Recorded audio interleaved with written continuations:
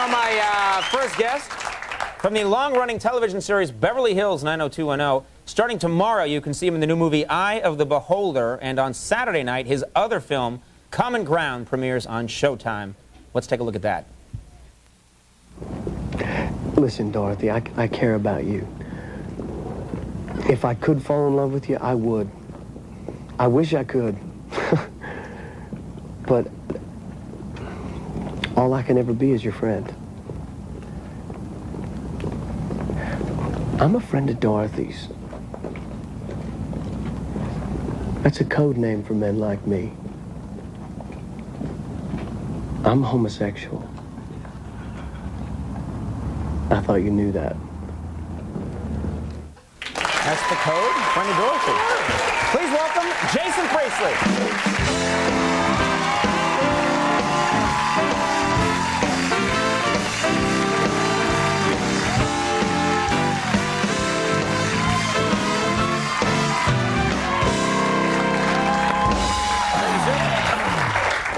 Man, I like the beard. That's a different look for you. Buddy, well, you know, it's cold out, and, you know, that's what facial hair is designed for, actually, on men, is to protect your face. Right, Could you grow a beard if you tried? What?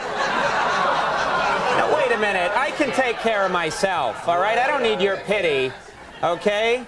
If I took hormone treatments, yes. I could grow a full beard. I've actually, well, you know, we can't do stuff like that. Why not? Because we're here every night, and if I grew a beard, I'd look like hill folk. You know? Actually, you should have had the beard when you were on Beverly Hills 90210. That would have been like a different storyline. Well, at least I would have looked my age. Brandon moves up into the hills. Brandon, this week on Beverly Hills 90210, Brandon learns how to play the banjo and takes out his fake teeth. Yeah, that would have been good. Do you, I mean, first of all, we got to talk about the show just got, was it yesterday they announced? I think it was 2 days ago, and the show, you know, the first I heard about it, I was at the... It was canceled. We should tell people that Beverly Hills 90210 is not being renewed for next season, which is very sad. Although maybe not. Maybe it's not very sad. Well, you see, you left like you left. I left a couple years ago. You left a couple of years ago before it started, because towards the end, the cast members, I mean, they were using walkers at a certain point. Yeah, and I needed to get out of there before that happened to me.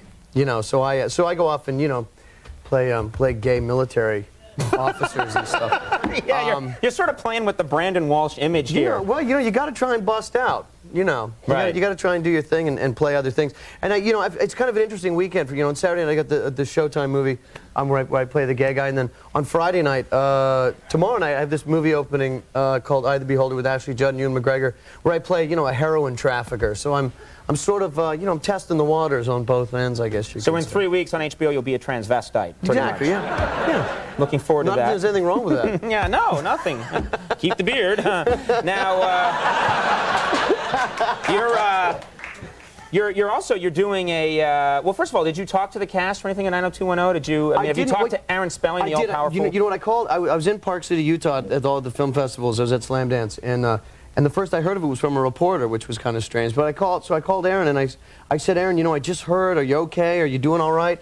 Because he only has $800 million left. Exactly. I called him at the Taj Mahal where he lives, and he lives in the largest house in North America. He does. He picked you. He was talking to you on a gold phone, and you're like, "Are you okay? Are you gonna be all right?"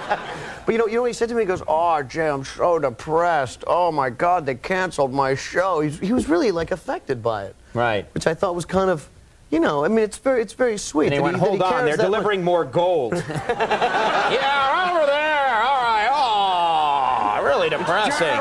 Terrible stuff. Have those people killed. All right. Well, what was it?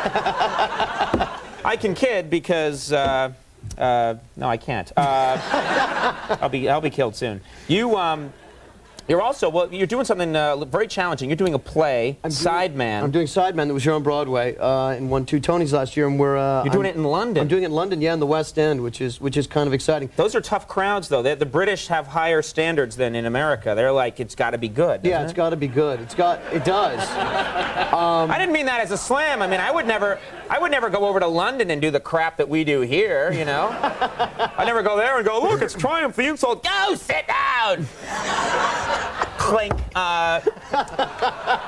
No, I would never. I mean, it's challenging over there. It's very, and I haven't done a play in 10 years, so I mean, that's kind of exciting. But I'm doing, I'm working with Edie Falco, who just, is on The Sopranos. Terrific. So wonderful. Great, and, I've got a great cast. The whole Broadway cast is going. But but this is we're doing it in the Apollo Theater, which is one of the theaters that Andrew Lloyd Webber just bought.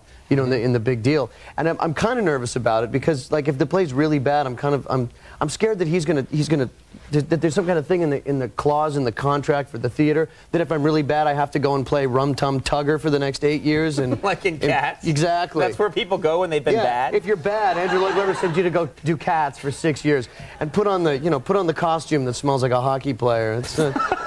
Why does it? You think they just keep recycling the same costume? Well, I mean, come on. They've been doing that show for what, 18 years? Right. I mean, yeah, it's they're like a bunch of hockey players walking out going, wiping their heads. And, I don't know. Cats scares me, man. I saw it when I was a kid. It scares a lot of people. I still hate cats. I can't deal. I hate them.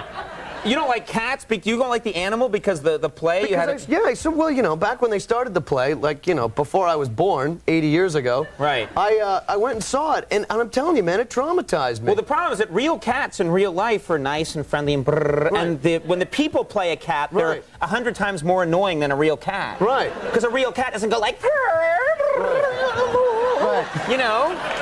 Fights break out at cats. This is what I'm saying. It's not right. It's bad. Now, you mentioned hockey, and I know that you're very serious about hockey, and you play charity games. Is that right? Well, I played a game here in December. We played a game at the Madison Square Garden. Yeah, it was great. It was great. I think we raised $115,000, which was really good. So thank you, people of New York, for coming to that game, because it was really a big success. It was wonderful.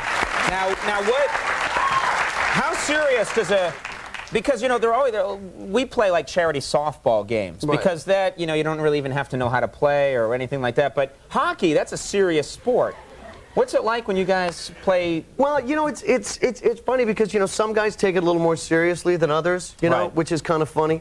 But actually, in that game, the one guy who really took it seriously and was really out there playing really hard was Tim Robbins, and Tim's like a big guy. He's like 6'7", and. Tim took me in the corner, and threw an elbow at me and everything, and I thought, wow, this is kind of cool, man. Tim wants to play. I would love to see a bunch of celebrities get into like throw down the gloves and beat the crap out of each other. Celebrity deathmatch, but for real. Yeah. That would have been fun. That would be just really exciting to see. That would, I think people would pay more money to see that than than actually just going to a hockey game. Right. And tonight, Jason Priestley and Cuba Gooding Jr. are going to square off. I think people would go to that, wouldn't they? Yeah. Well, why not? Or some MTV VJ getting his head taken off. What if me and Andy just wrestled back here? What do you think of that?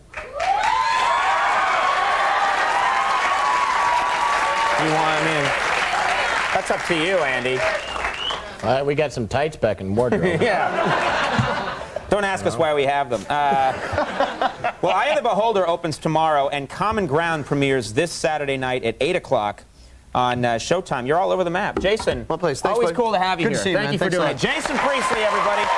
Stockard Channing coming up in just a bit. We'll take a break. We'll be right back.